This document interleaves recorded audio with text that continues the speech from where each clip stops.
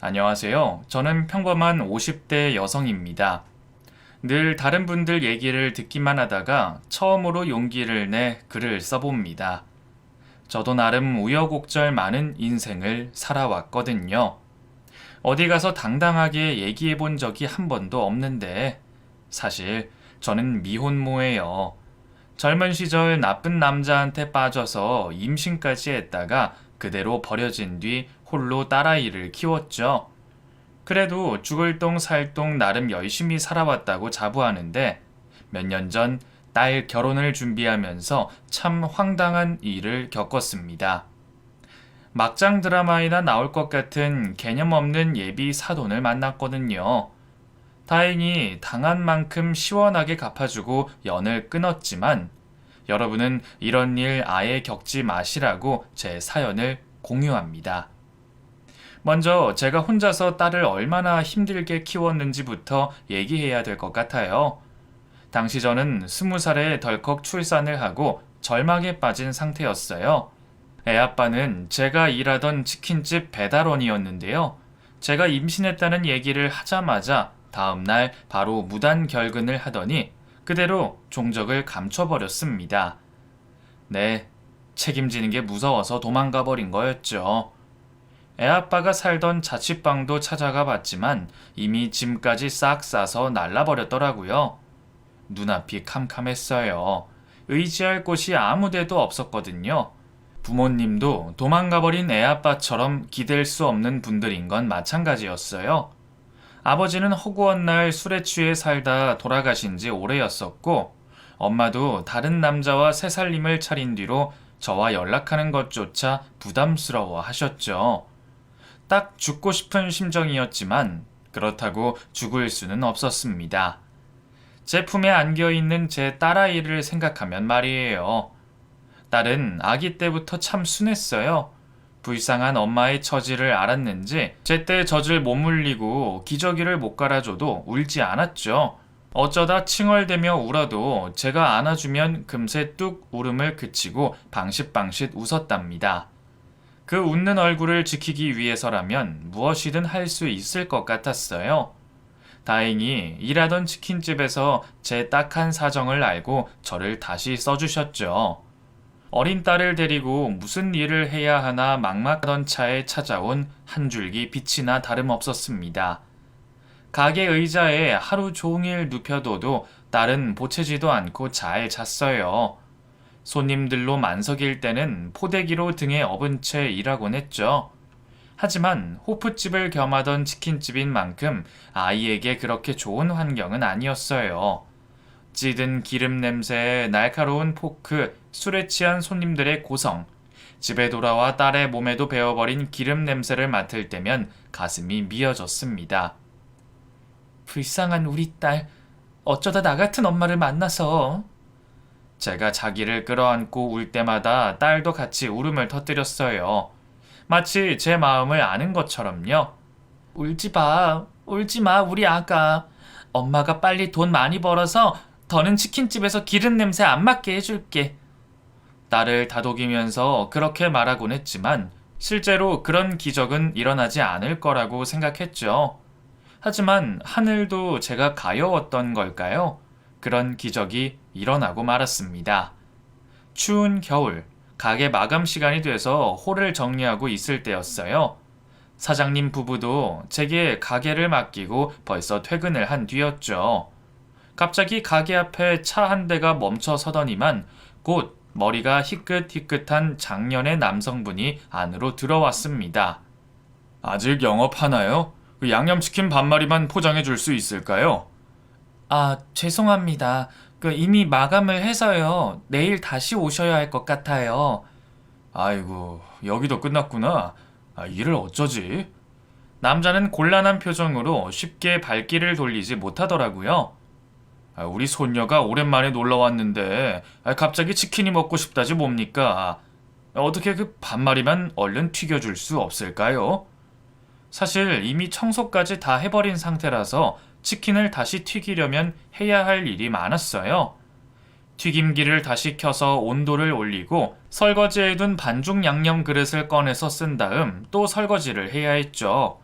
게다가 한 마리도 아니고 반마리. 아마 사장님이 있었다면 죄송하다고 그냥 돌려보냈을 거예요. 하지만 제 부모님 뻘 되어 보이는 분이 그렇게 부탁하니까 거절하기가 쉽지 않더라고요. 튀김기 다시 켜서 온도 올리려면 시간이 좀 걸리겠지만 기다리실 수 있으면 해드릴게요. 제 말에 남자의 얼굴이 환해졌습니다. 그래도 괜찮겠습니까? 폐를 끼치는 것 같아서. 폐는요, 여기까지 오셨는데 헛걸음하실 순 없죠. 잠깐만 앉아 계세요. 금방 튀겨 드릴게요. 저는 주방불을 다시 켜고 부랴부랴 움직였어요. 마침내 튀김기 온도가 올라가서 치킨을 막 튀기려고 할 때였죠. 손님용 의자에 누워있던 딸이 갑자기 울기 시작했습니다. 잘 울지 않는 아이인데 제가 평소와 달리 자기를 찾지 않아서 그런 듯 했어요. 그 시간쯤이면 보통 딸을 안고 퇴근할 시간이었거든요. 죄송해요. 잠시만요. 전 손님에게 양해를 구하고 딸을 등에 업었어요. 그리고 그 상태에서 치킨을 튀기기 시작했습니다. 새댁 딸이에요? 지켜보던 손님이 깜짝 놀란 표정으로 제게 묻더군요. 전 어색한 웃음을 흘렸습니다. 네, 제 딸이에요. 따로 맡아줄 사람이 없어서요. 사장님이 허락해 주셔서 데리고 출근하고 있어요. 아이고, 그래도 애 데리고 일하기엔 힘들 텐데. 그래도 먹고는 살아야 하니까요. 애 아빠는요? 병으로 일찍 죽었어요. 그쯤 전 사람들이 남편에 대해 물어보면 죽었다고 말하곤 했어요. 미혼모라고 말하면 괜히 더 안 좋게 보니까요. 내가 괜한 걸 물었네요. 아니에요. 괜찮아요. 손님이랑 대화하는 사이 치킨이 다 튀겨졌어요. 전 익숙하게 포장 용기에 담아 건네줬습니다. 오래 기다리셨죠? 고마워요. 그리고 이거 별거는 아닌데 새댁 용돈해요. 고마워서 주는 거예요. 그런데 손님이 고맙다면서 제게 웃돈을 주려고 하더라고요. 전 한사코 거절했지만 소용이 없었습니다. 받아요. 내가 지금 가게를 몇 군데나 돌아다닌 줄 알아요. 근데도 해준다는 가게가 한 곳도 없었어요. 그 마감 시간에 겨우 치킨 반마리 주문하냐면서 욕하는 곳도 있었는걸요. 너무 고마워서 그런 거니까 받아둬요. 결국 전 돈을 받아들고 고맙다고 인사했습니다. 5만 원. 지금도 큰 돈이지만 그때 당시엔 더 큰 돈이었죠. 그 돈이면 아이 몇 달치 분유값은 대고도 남았어요. 속으로 오늘은 참 운이 좋다 싶었습니다. 그런데 행운은 거기서 끝나지 않았어요. 치킨을 포장해 나가려던 손님분이 잠깐 망설이는가 싶더니만 다시 제게 다가오더라고요. 새댁, 혹시 가사 도우미 일할 생각은 없어요? 집에 살림 봐주는 아주머니가 갑자기 그만둬서 사람을 구하고 있는데 그 새댁같이 착한 사람이면 나도 마음을 놓고 집안일을 부탁할 수 있을 것 같아요. 가사 도우미요? 나랑 와이프밖에 없는 집이라서 일은 그렇게 힘들지 않을 거예요. 돈도 아마 여기 치킨집보다 더 줄 거고요. 또 새댁이 원한다면 숙식 가능한 방도 하나 줄 수 있어요. 그 아이에게도 그 편이 더 낫지 않겠어요? 갑작스러운 제안에 얼떨떨했어요. 제가 어버버거리면서 뭐라고 대답하지 못하자 그분은 생각해보라면서 제게 명함 하나를 주고 갔어요. 알고 보니 작은 건설회사 대표였습니다. 고민하던 저는 이튿날 그분에게 다시 전화해서 일하겠다고 말했어요. 안 그래도 치킨집에 계속 딸아이를 방치해 두는 것도 곰팡이 쓴 지하 단칸방에서 재우는 것도 마음에 걸렸거든요. 이런 상황에서 숙식 제공 가능한 식무 일이라니 놓칠 수 없는 일자리였죠. 사정을 설명하자 치킨집 사장님도 잘 됐다고 축하해줬습니다. 그 길로 저는 손님분이 알려준 집 주소로 찾아갔어요. 등에는 아이를 업고 양손에는 커다란 짐가방을 잔뜩 든 채였죠. 버스에서 내려 오르막길을 한참 올라가니 드라마에나 나올 법한 으리으리한 2층 집이 보였습니다. 초인종을 누르고 안으로 들어서자 그때 뵀던 바깥 사장님과 사모님이 저를 맞이해 주셨어요. 어서 와요. 오는데 힘들었죠? 사모님은 사장님만큼이나 인상이 좋았어요. 그동안 홀몸으로 아이 키우랴 일하랴 고생이 많았겠다면서 제 어깨를 두드려 주셨죠. 오늘은 푹 쉬어요. 내일부터는 뭘 해야 하는지 조금씩 알려줄게요. 네, 감사합니다. 전 사모님을 따라서 앞으로 제가 지낼 방으로 향했어요. 부엌 바로 옆에 딸린 작은 방이었는데 옷장과 침대는 물론 화장대까지 갖춰져 있었죠. 무엇보다 커다란 창문으로 환한 햇살이 쏟아져 들어오는 게 너무 마음에 들었습니다. 방에 제 짐을 풀고 아이와 함께 침대에 누웠어요. 이불이 어찌나 따뜻하고 푹신하든지 감격스러울 정도였어요. 딸아이도 그런 제 마음을 알았는지 까르르 웃더라고요. 그런 딸을 안고 오랜만에 걱정 없이 푹 잠들었던 것 같아요. 이튿날부터 본격적인 가사 도우미 일이 시작됐어요. 남의 집 식모살이라고 해서 내심 긴장했는데 사장님 내외가 워낙 좋은 분들이라서 일은 그렇게 어렵지 않았어요. 음식 취향도 까다롭지 않아서 알러지 있는 재료만 피하면 뭐든 다 맛있다고 해주셨죠. 두 분뿐이라 빨래나 청소할 것도 많지 않았고요. 무엇보다 사모님이 워낙 아이를 좋아하셔서 제 딸도 많이 예뻐해 주셨어요. 제가 괜찮다고 해도 거실에 딸을 데리고 나와 같이 놀아주셨죠. 아이고 예뻐라. 경이야, 저기 엄마 일하는 거 보이지? 엄마 힘내세요 해주자. 그냥 눕혀둬도 혼자 잘 놀아요. 괜히 힘들게 안고 계시지 마세요. 괜찮아. 내가 좋아서 하는 건데 뭘? 우리 손주들은 벌써 다 커버려서 그런가 경이가 얼마나 예쁜지 몰라. 사모님에게 딸을 키우는데 도움도 많이 받았어요. 초보 엄마였던 저는 그동안 육아 관련해서 모르는 게 생겨도 물어볼 곳이 없었거든요. 그런데 사모님은 이미 아이들 둘을 키우고 손주까지 돌봤던 육아 베테랑이었죠. 참 든든했습니다.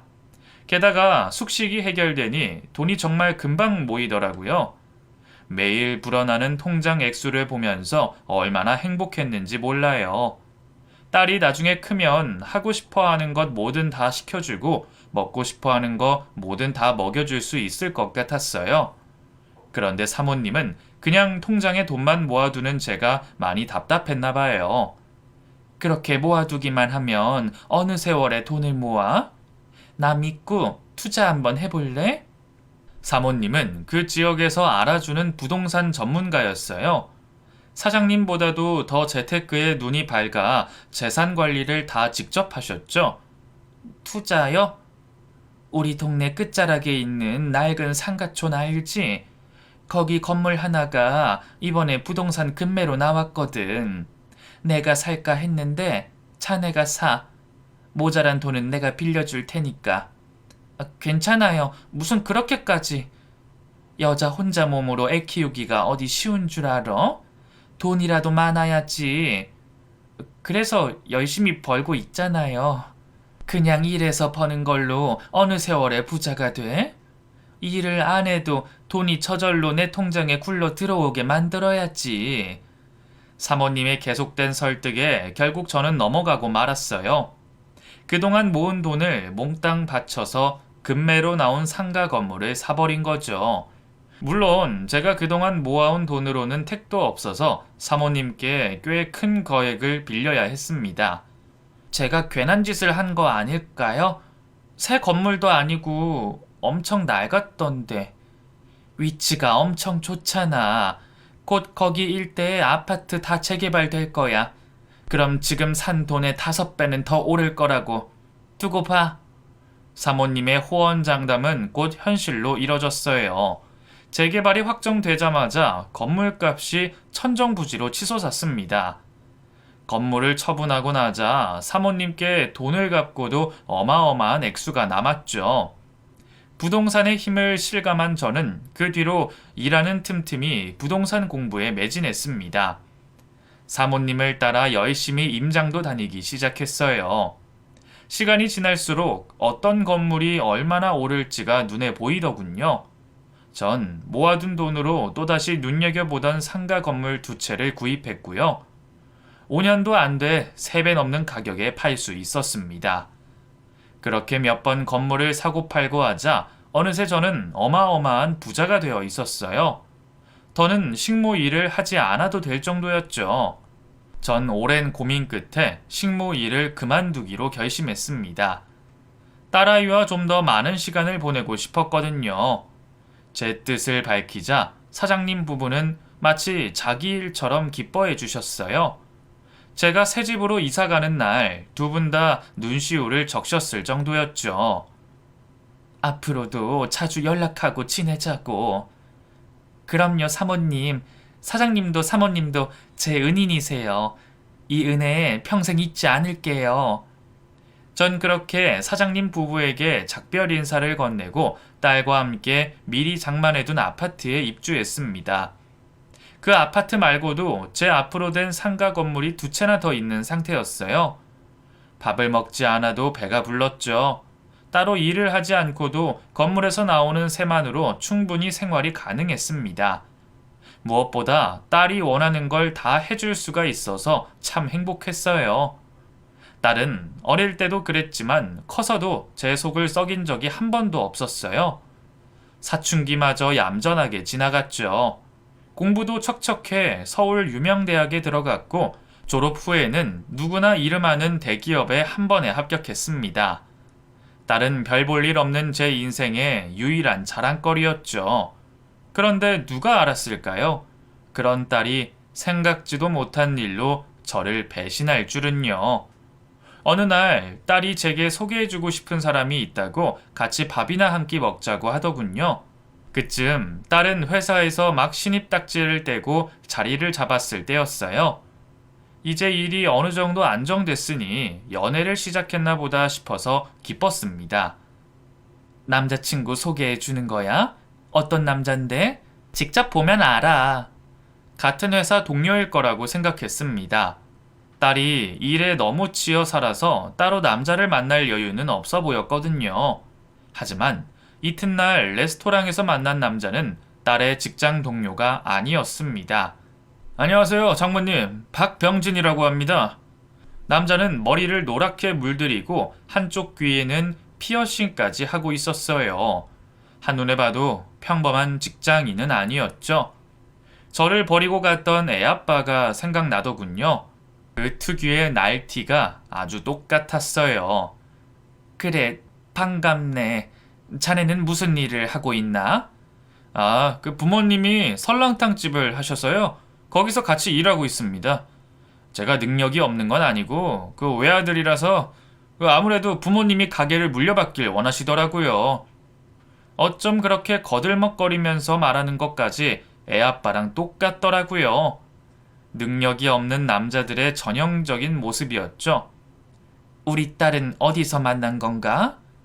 저희 가게에 경희가 자주 밥 먹으러 왔어요. 제가 보고 첫눈에 반해서 열심히 꼬셨죠. 경희가 누굴 닮아서 이렇게 예쁜가 했는데 다 어머니를 닮은 거였네요. 남자의 아부 아닌 아부도 귀에 잘 들어오지 않았습니다. 제가 욕심이 과했던 걸까요? 사윗감은 그냥 딸처럼 평범한 회사원이길 바랬는데 기막힌 일은 거기서 끝이 아니었습니다. 식사가 끝나갈 무렵 갑자기 그 남자가 한껏 떨리는 목소리로 그러더군요. 저기 따님을 제게 주십시오, 어머니. 정말 얼마나 놀랐는지 몰라요. 딸이 그냥 남자친구 소개해 주려는 건 줄 알았는데 갑자기 결혼 얘기라니 얼떨떨했습니다. 지금 결혼을 하겠다는 건가? 네, 그 허락만 해주신다면 올해가 가기 전에 하고 싶습니다. 그렇게 빨리? 실은 경희가 제 애를 가졌어요, 어머니. 죄송합니다. 뭐라고? 애를 가졌다고? 전 놀란 얼굴로 딸을 바라봤어요. 그러자 딸은 제 시선을 피하면서 고개를 푹 숙이더군요. 미안해, 엄마. 술 먹고 그만. 벌써 3개월이래. 머리가 핑 돌면서 현기증이 일더군요. 깜짝 놀란 딸이 저를 부축했습니다. 엄마, 괜찮아? 지금 내가 괜찮게 생겼니? 너 엄마가 너 혼자 키우면서 얼마나 고생했는지 알면서 결혼 전에 임신이라니? 전 그대로 자리를 박차고 일어섰어요. 그리고 집에 돌아와 머리를 싸매고 들어 누웠습니다. 하지만 결혼을 허락하는 것 말고는 별 수가 없었어요. 이미 딸 뱃속에 애까지 들어섰다는데 제가 뭘 어쩌겠어요. 딸은 낳겠다는 의지가 확고했습니다. 내가 엄마처럼 미혼모 되겠다는 게 아니잖아. 병진이랑 둘이서 같이 잘 키울 거야. 그러니까 결혼 허락해 주세요. 네? 시가에선, 그 집에선 뭐라는데. 사실 지난주에 이미 만나고 왔어. 임신했다니까 오히려 좋아하시더라. 손주 빨리 보고 싶었다면서 말이야. 그래? 그럼 엄마가 더는 반대를 못하겠구나. 그래, 결혼해라. 진짜? 지금 결혼 허락한 거야, 엄마? 그래, 너 결혼해서 정말 잘 살아야 돼? 알았지? 응, 엄마, 걱정하지 마. 딸은 실행력이 참 좋았어요. 양가에서 결혼 허락을 받자마자 바로 상견례부터 잡고 식장을 알아보더군요. 엄마가 뭐 도와줄 건 없니? 얼마 전에 또 건물 하나 사서 현금이 많이 없는데 네가 필요하다고 하면 건물 하나 팔게. 됐어. 양가 도움은 하나도 안 받을 생각이야. 엄마로서 뭐라도 해주고 싶었는데 딸은 단칼에 거절하더군요. 그냥 너희들 힘으로만 하겠다고? 네가 돈이 어딨어. 취직한 지도 얼마 안 됐잖아. 박서방이 모아둔 돈이 좀 있대? 아니, 걔도 사법고시 준비 오래 해가지고 돈 하나도 없어. 그래서 일단 걔 살고 있는 월세집에서 같이 살려고.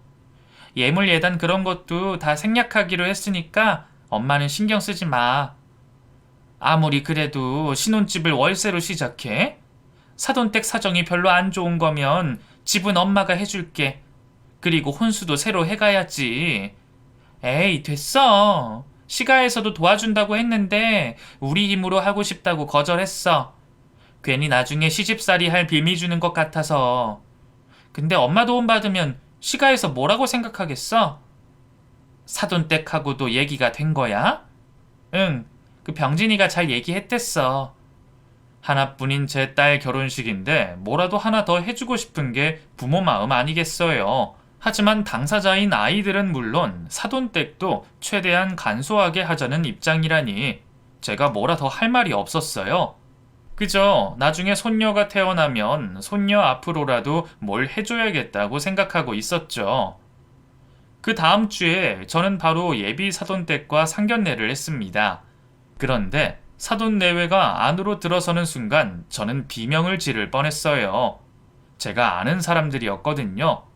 바로 제가 작년에 산 건물에서 장사를 하고 있는 세입자 부부였죠. 그냥 일반 세입자였다면 제가 기억하지 못했을 수도 있어요.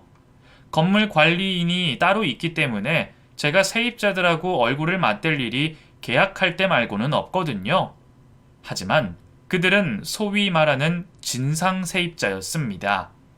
월세가 하도 밀리고 건물 관리에도 비협조적으로 나와서 한 번은 바깥 양반이 대로 한복판에서 건물 관리인과 멱살을 잡고 싸우기도 했거든요.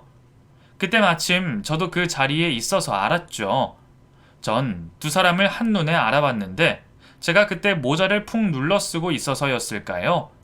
두 사람은 저를 못 알아보는 눈치였어요. 사부인은 무슨 일을 하냐고 묻기에 그냥 집에서 이런저런 소일거리 하며 지내요 하고 말했습니다.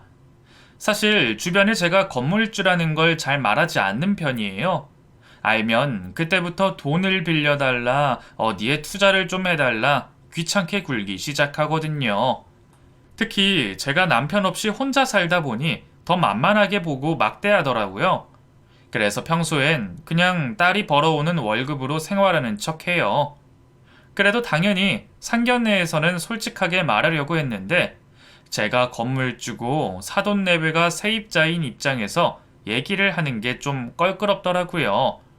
더군다나 월세를 몇 달째 밀리고도 배째라고 나오는 진상 세입자들이었으니까요.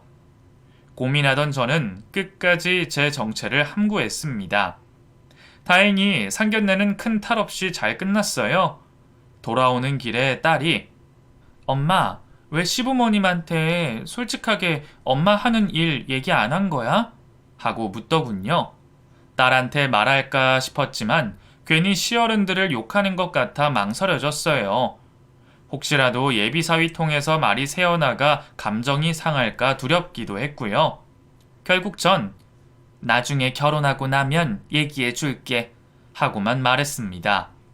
딸은 궁금한 눈치였지만 더 캐묻지는 않더라고요. 그러던 어느 날이었어요. 사돈댁에서 제게 따로 연락이 왔습니다. 아이들 빼고 부모들끼리 밥 한번 먹자면서요. 직감적으로 따로 제게만 할 얘기가 있다는 걸 눈치챘죠. 아니나 다를까 만나자마자 바깥 사돈이 바로 예단과 혼수 얘기를 꺼내더군요. 안사돈도 우리도 하나밖에 없는 아들, 딸 결혼시키는 거잖아요. 적어도 남들 눈에 흠은 안 잡혀야죠. 예단비 3천만 주세요. 혼수도 적어도 냉장고랑 세탁기, TV 정도는 새로 샀으면 하고요. 딸에게 듣던 얘기와는 너무 달라서 좀 당황스러웠습니다. 애들한테 예물이고 예단이고 안 하기로 했다고 들었는데요. 그 박서방 살던 집에 그대로 들어가는 거라 혼수도 침대만 하나 한 거라고 들었고요. 그러자 사부인이 손을 내저으며 웃더군요.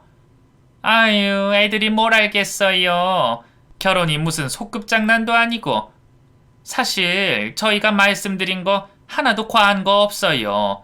시집 오는 처녀가 시댁에 마땅히 해야 하는 기본 중에 기본이죠. 아무리 결혼이 허례허식이다 뭐다 해도 그런 기본적인 것도 안 하면 다들 욕한다고요. 벌써부터 저희 친척들 사이에서도 얼마나 말들이 많은지 몰라요. 애가 애비 없이 자라서 그런가 하시는 분도 있다고요. 사부인의 마지막 말이 가슴에 화살처럼 날아와 박혔습니다. 안 그래도 계속 신경 쓰이던 부분이었는데 그렇게 대놓고 얘기할 줄은 몰랐거든요. 그러거나 말거나 사부인은 계속해서 말을 이어나갔습니다. 경희한테도 계속 얘기했는데 우리 말을 듣는 둥 마는 둥 하더라고요. 임신해서 정신이 없다면서요. 그래서 결국 저희가 직접 사부인을 만나러 온 거예요. 딸은 참 대쪽 같은 아이였어요. 뭔가 부당하다 싶으면 죽어도 따르지 않았죠. 아마 그래서 시부모님의 말도 안 되는 요구를 그냥 계속 묵살한 것 같더라고요. 제가 결혼을 해본 건 아니었지만 그래도 들은 게 없지는 않았어요. 사돈댁에서 집을 해오면 몰라도 예비 사위가 살던 월셋집에 딸이 들어가 사는 거였고 딱히 저희 집에 뭔가를 해오는 것도 없었죠. 그런데 예단 3천이라니 참 과하다 싶었습니다. 하지만 딸 가진 게 죄라고 하잖아요. 제가 못 주겠다고 하면 딸아이만 힘들어지는 거였죠. 게다가 돈이 없는 것도 아니고 차라리 잘 됐다 싶었습니다. 딸이 한 푼도 보태줄 생각 말라고 으름장을 놔서 뭐라고 말은 못하고 있었는데 마음 같아선 집 한 채 해주고 싶었거든요. 집을 해주겠다고 하면 딸은 또 방방 뛸 테니까 사돈댁에서 요구하는 예단비며 혼수라도 제가 해줘야겠다 싶었습니다. 고민하다가 그렇게 하겠다고 막 말하려던 찰나였어요. 어머 미수가 너 여기 웬일이야? 웬 장년의 여자 한 명이 사부인을 아는 척했습니다. 반갑게 인사하며 나누는 대화를 들어보니 주민센터에서 같이 운동을 하는 사이 같았어요. 둘의 대화가 끝나기만을 기다리는데 갑자기 생각지도 못한 일이 벌어졌습니다. 글쎄 그 여자분이 갑자기 저를 아는 척하지 않겠어요? 혹시 김 사장님 댁에서 일하던 분 아니에요? 그 딸 하나 키우던 맞네. 나 기억 안 나요? 나 사모님 피아노 가르치던 선생이에요. 아, 기억나요. 여기서 다 뵙네요. 세상에 그런 기막힌 우연이 또 있을까요? 사부인의 운동 친구는 저도 아는 사람이었어요. 바로 제가 식모살이 하던 집에 주기적으로 오던 피아노 선생님이었죠. 사모님이 취미로 잠깐 피아노를 배우셨거든요. 오랜만에 보니까 너무 반갑다.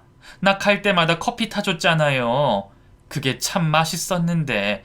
사모님은 잘 계시죠? 네, 잘 계세요. 가끔 그쪽 생각이 나더라고요. 어린 나이에 딸 데리고 남의 집 식모살이 하는 게 쉽지 않은데 늘 웃는 얼굴이었잖아요. 지금도 그 집에서 일해요? 아니요, 지금은 그만뒀어요. 제가 대화를 나누는 동안 예비 사돈 부부의 얼굴이 점점 어두워지더군요. 마침내 그 피아노 선생님이 인사를 하고 간 뒤에는 완전히 굳어 있었습니다. 여보, 오늘 중요한 약속이 있다고 하지 않았어요? 아, 그렇지. 이제 슬슬 일어나 볼까? 하던 얘기는 나중에 또 만나서 마무리 짓죠. 제가 미처 뭐라고 답하기도 전에 사돈 내외는 자리에서 일어났어요. 그리고는 허겁지겁 카페 밖으로 나가버렸습니다. 뭔가 예감이 좋지 않았어요. 그 뒤로 별다른 연락은 없었지만 뭔가 폭풍 전에 고요같이 느껴졌다고나 할까요? 왠지 모르게 불안했죠. 그리고 그런 제 예감은 딱 들어맞았습니다. 딸의 결혼이 딱 3일 남았을 때였어요. 늦은 저녁을 먹고 잠자리에 들렸는데 갑자기 거실이 소란스럽더군요. 딸이 온 것 같았어요. 그쯤 결혼 준비로 바쁜지 자주 늦게 들어와서 그러려니 했죠. 딸 왔어? 밥은 먹었고? 안 먹었으면 엄마가 차려줄까? 됐어. 괜찮아. 딸은 기분이 별로 좋아 보이지 않았어요. 또 예비사위랑 다퉜는가 보다 했죠. 잘 안 싸우던 연인도 결혼을 앞두고는 자주 싸우잖아요. 저희 딸과 예비사위도 마찬가지였습니다. 또 박서방이랑 싸운 거야? 이번에 또 뭐 때문인데? 박서방은 무슨? 나 파혼했어. 갑작스러운 딸의 말에 깜짝 놀랐습니다. 뭐? 파혼이라니? 지금 결혼이 코앞인데 무슨 말이야? 아, 몰라. 어쨌든 파혼했으니까 그런 줄 알아. 결혼식 오기로 한 지인들한테 내가 연락할 테니까 엄마는 신경 쓰지 말고. 아니, 그게 문제가 아니잖아. 제가 뭐라고 말하기도 전에 딸은 방문을 쾅 닫고 들어가 버렸습니다. 문 밖에서 아무리 불러도 들은 척도 하지 않았죠. 답답한 마음에 예비 사위에게 전화를 걸었지만 사위 역시 전화를 받지 않았습니다. 문자를 보냈더니 죄송합니다라는 말뿐이더군요. 결국 뜬 눈으로 밤을 지새우다 동이틀 무렵에 간신히 눈을 붙였어요. 일어났을 때 딸은 이미 집에 없었습니다. 아침도 안 먹고 출근한 것 같았어요. 저는 하던 일도 미뤄두고 딸이 돌아오기만을 기다렸어요. 하지만 밤늦도록 딸은 돌아오지 않았습니다. 그만 자야겠다 싶어서 막 방으로 들어가려던 찰나였어요. 현관문이 열리는 소리가 들리더니만 딸이 모습을 드러냈습니다. 뭐라고 한 소리 하려던 저는 멈칫하고 말았어요. 딸의 얼굴이 온통 눈물로 젖어 있었거든요. 경이야, 왜 울어? 무슨 일 있었어? 엄마. 저를 본 딸은 더욱 큰 소리로 흐느끼기 시작했어요. 전 근처에 있던 휴지를 들고 그런 딸에게 다가갔습니다. 술을 먹었는지 비릿한 알코올 냄새가 확 끼치더라고요. 뭐야, 너 술도 먹었니? 아니, 임산부가 술을 먹으면 어떡해? 너 미쳤어? 일단 병원부터 가자. 애 괜찮은지 확인해야지. 하지만 제가 아무리 잡아 끌어도 딸은 꼼짝도 하지 않았어요. 그저 계속해서 울기만 했습니다. 그런 딸이 너무 답답해서 그 앞에 주저앉았을 때였어요. 갑자기 딸이 엄마, 이제 나 어떡해? 나 실은 파혼 당한 거야. 하더군요. 그 순간 뒤통수를 한 대 얻어맞은 것처럼 정신이 멍해졌어요. 파혼 당한 거라니? 갑자기 그게 무슨 소리야? 어제 병진 씨 부모님이 할 말이 있다면서 보자고 하시더라고. 그러더니 갑자기 엄마가 식모살이 하던 거 왜 말 안 했냐면서. 그런 격떨어지는 집하고는 사돈 못하겠다면서 결혼은 없었던 일로 하자는 거야. 어쩐지 그날 돌아가는 사돈댁 표정이 쎄하더라니 제 불길한 예감이 딱 들어맞은 거였죠. 박서방은 뭐래? 뭐긴 뭐래. 부모님 뜻대로 하고 싶다고 미안하다고 하지. 사실 그 자식 내가 애 낳는다고 할 때부터 싫어했어. 꼭 낳아야 하냐고. 자긴 아직 아빠가 될 준비가 안 됐다고. 나쁜 새끼. 예비사위를 욕하던 딸은 갑자기 더욱 서럽게 울기 시작했어요. 안고 달리니 더욱 제 품에 파고들면서 그러더군요. 엄마, 미안해. 그 인간들이 엄마 식모살이 했다고 뭐라고 할 때 다 뒤집어 엎고 일어났어야 됐는데 뱃속에 우리 애를 생각하니까 그렇게 할 수가 없었어. 그럼 우리 애는 어떡하지? 이제 나처럼 아빠 없는 애가 되는 건가? 그럼 어떡하지? 그건 진짜 안 되는데. 그런 생각만 했어. 우리 애기는 평범한 가정에서 행복하게 키우고 싶어서 내가 미쳤지. 정말 미안해, 엄마. 딸의 고백을 듣는 순간 제 눈에서도 눈물이 쏟아졌어요. 딸이 저처럼 미혼모의 길을 걸을지도 모른다는 생각이 들자 가슴이 찢어질 것 같더군요. 엄마한테 뭐가 미안해? 엄마가 미안하지. 아빠 없이 자라게 한 것도 미안한데 끝까지 네 발목을 잡는구나. 아무리 먹고 사는 게 힘들어도 남의 집 식모살이는 하지 말걸. 일어나, 경이야. 일단 사돈댁에 다시 가보자. 지금은 식모살이 하는 거 아니라고, 예단이고 뭐고 원하는 대로 다 해주겠다고 엄마가 얘기할게. 빌어서라도 그렇게 할게. 그러자 딸이, 빌어? 엄마가 왜 빌어? 엄마가 뭘 잘못했는데 그런 근본 없는 집안에 빌어? 나 엄마가 식모살이 한 거 부끄러운 적 한 번도 없었어. 엄마가 남한테 사기를 쳤어? 뭐 몸을 팔았어? 아빠 없이도 나 잘 키우려고 열심히 산 것뿐이잖아. 그런 엄마를 무시하는 집하고는 나도 엿맺기 싫어. 차라리 잘 된 거야. 뱃속의 애는 어떡하고. 우리 애는 나랑 엄마 둘이서 잘 키우면 되지. 그런 집안이 친가라고 하면 애도 싫을 거야. 딸은 어느새 울음을 멈추고 제 손을 꽉 잡았어요. 안 그래도 자기 잘난 아들 훔쳐간 여우 같은 며느리라면서 얼마나 욕했는데 내가 그동안 엄마 속상할까봐 말을 안 해서 그렇지 정말 말도 안 되는 요구 많이 했어. 몇 번이나 엎을까 말까 생각했다고. 근데 뱃속에 우리 애 생각하면서 다 참았던 건데 엄마 무시하는 거 보고 정신이 확 들었어. 그 부모의 그 자식이라고. 병진이 그 자식도 똑같은 놈일 거야. 그런 놈하고 한평생 뭘 믿고 살겠어? 어떻게 보면 하늘이 기회를 주신 거야. 그런 쓰레기 같은 집안하고 엮이지 말고 도망치라고. 딸의 결심은 확고해 보였어요. 저를 무시한 집안하고는 다시 상종도 하고 싶지 않다고 했죠. 그런 딸한테 참 미안하면서도 고마웠습니다. 조금이라도 딸의 상처받은 마음을 어루만져주고 싶었어요. 네 결심이 그렇다면 알겠어. 엄마는 그냥 따를게. 그리고 엄마가 한 가지 얘기 안 한 게 있는데 왜 그 엄마가 말했던 진상 세입자 있잖아. 저는 딸에게 감춰왔던 진실을 고백했어요. 바로 저를 속썩이던 진상 세입자가 예비 사돈이었다는 거였죠. 그게 진짜야? 근데 왜 그동안 말 안 했어? 괜히 네 앞에서 시어른 욕하는 꼴이잖니. 그러다 말이라도 잘못 새어나가서 서로 감정 상할까봐 그랬지. 나중에 결혼하고 차차 밝히려고 했는데 하늘이 그래도 마냥 무심하진 않으시네. 우리 복수하자, 엄마.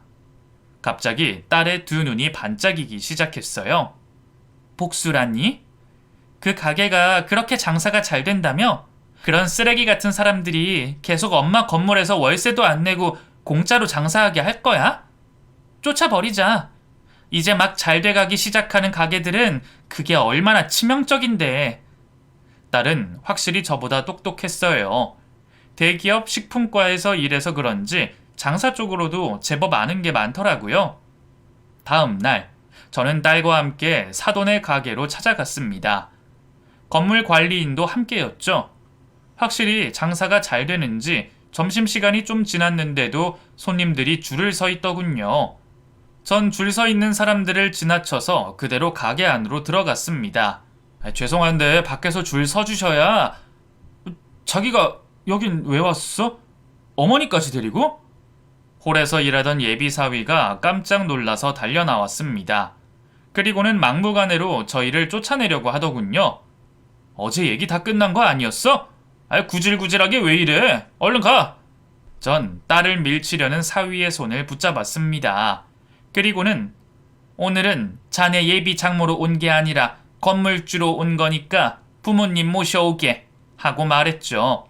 제 말에 사위는 어안이 벙벙해졌어요. 건물주요? 갑자기 그게 뭔 말이에요? 그러자 옆에 서 있던 관리인이 앞으로 나섰습니다. 자네 몰랐나? 이분이 여기부터 저 길목까지 있는 건물들 주인이잖아. 안 그래도 여기가 계속 월세도 밀리고 건물 관리도 제대로 안 해서 벼르고 계셨어. 그러게 내가 진작 잘하라고 했잖아. 오늘 계약 해지하실 거래. 뭐라고요? 엄마, 엄마 아빠 잠깐만 나와봐. 뭐야 바빠 죽겠는데. 잠시 후 주방에서 예비 사돈 내외가 모습을 드러냈습니다.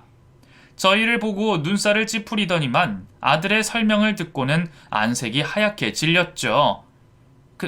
그러니까 우리 이 상가 건물 주인이시라고요? 사부인이? 바깥 사돈이 저를 보면서 말까지 더듬더군요. 저는 침착하게 고개를 끄덕였습니다. 네, 맞아요. 사실 처음 뵀을 때부터 전 바로 알아봤습니다. 그런데 월세랑 건물 청소비 문제로 저희 관리인하고도 많이 다투셨잖아요. 굳이 얼굴 붉히지 말아야겠다 싶어서 그동안 말 안 하고 있었습니다.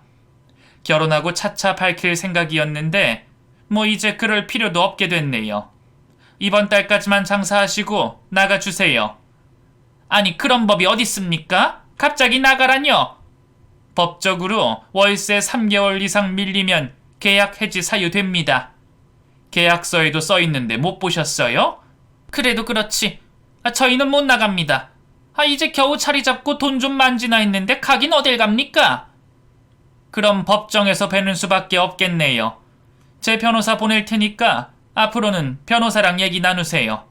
가자 경이야. 전 딸을 데리고 그대로 돌아섰어요. 그러자 사부인이 허겁지겁 저를 붙잡더군요. 잠시만요. 저희가 그냥 남도 아니고 곧 사돈 될 사이인데 저희 사이에 그깟 푼돈 가지고 이렇게 감정 상할 필요가 있나요? 사돈 될 사이란요? 애들 파혼한 거 아시잖아요. 아유 그건 저희가 그냥 사부인의 과거를 몰랐다가 알게 돼서 충격을 받아가지고 여하튼 지금은 식모살이 안 하시는 거잖아요. 이렇게 큰 상가 건물도 갖고 계시고 왜 진작 말씀 안 하셨어요? 그럼 이런 일도 없었을 텐데. 제가 식모살이를 하면 격이 안 맞는다고 무시하고 파혼하는 거고 건물주면 격이 맞으니까 결혼하는 겁니까? 참 천박하시네요. 제 말에 예비 사돈 내외의 얼굴이 시뻘겋게 달아올랐습니다. 그래도 부끄러움은 알긴 하더군요. 이런 천박한 집안에는 저희 딸 시집 못 보냅니다. 이번 달까지 건물 빼시고요. 만약 못하겠다면 제 변호사 만날 준비하세요. 사돈 잠깐 얘기 좀 해요. 저희가 잘못했어요. 네? 저는 붙잡는 사돈 내외를 뿌리치고 딸과 함께 가게를 나왔습니다. 그러자 뒤따라 나온 예비 사위가 이번엔 딸을 붙잡고 늘어지더라고요. 경희야, 내가 잘못했어. 응? 한 번만 봐주라. 난 너랑 정말 결혼하고 싶었어. 근데 엄마 아빠가 안 된다고 하니까 나도 어떻게 할 수가 없었단 말이야. 누가 뭐래? 그렇게 좋아하는 너네 엄마 아빠랑 평생 살아. 가게 옮기면 곧 망할 텐데 네가 열심히 돈 벌어서 부모님 모셔야겠다. 경희야, 무슨 말을 그렇게 해. 진짜 가게 빼라고? 나 뱃속에 있는 네 애 아빠인데? 아빠는 무슨? 우리 애는 아빠 없어.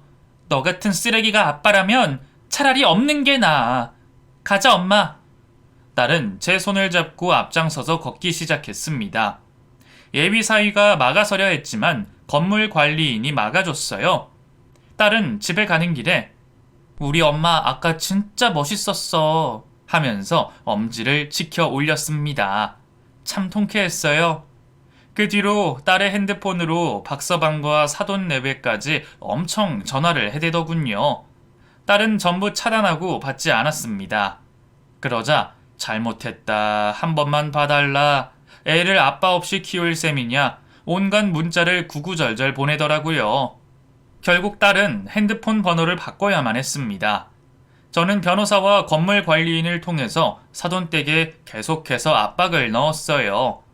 결국 다음 달에 가게를 빼는데 성공했죠. 워낙 위치가 좋은 곳이라서 바로 다음 세입자를 구할 수 있었습니다. 사돈 가게와는 달리 월세도 잘 내고 건물 관리에도 협조적이라서 다행이다 싶었죠. 사돈 댁은 보란듯이 그 맞은편 골목에 가게를 이전했더군요. 이전했다면서 저희 가게 앞에 커다란 입간판까지 내걸었더라고요. 하지만 별 소용은 없었습니다. 그날 저와 한 말다툼을 손님들이 듣게 되면서 동네에 소문이 쫙 났거든요. 임신한 예비 며느리와 그 친정 엄마를 무시한 집안으로 톡톡히 욕을 먹었죠. 장사라는 게 성공하기는 쉬워도 망하는 건 한순간이죠. 어느 순간부터 손님들의 발길이 뚝 끊겼다고 해요. 그러다 유통기한 지난 재료를 쓰는 게 적발돼서 영업정지 처분을 받은 뒤로는 아예 폐업하고 말았습니다. 지금은 뭘 하고 사는지도 모르겠어요. 하지만 온 가족이 그 가게만 보고 살았으니 잘 살고 있을 것 같지는 않네요. 한동안 저는 딸의 출산과 육아를 돕느라 정신없이 바쁘게 살았습니다. 지금 딸은 다시 회사로 복직해서 일하고 있고요. 어린 손녀를 돌보는 건 온전히 제 몫이 됐습니다. 몸이 옛날 같진 않아서 힘들기도 하지만 다행히 살림은 따로 봐주는 아주머니가 있어서 할만합니다. 곧 어린이집에 들어가는데 그땐 등하원 도움 일을 또 쓸까 해요. 딸도 저도 요즘 손녀 재롱 보는 낙에 살고 있습니다. 어릴 적 딸의 얼굴을 꼭 닮아서 얼마나 예쁜지 몰라요. 눈에 넣어도 안 아프다는 게 이런 건가 싶습니다. 손녀가 또 일어나서 저를 찾고 있네요. 이만 가봐야 할 것 같습니다. 긴 얘기 들어주셔서 감사합니다. 모두 행복하세요.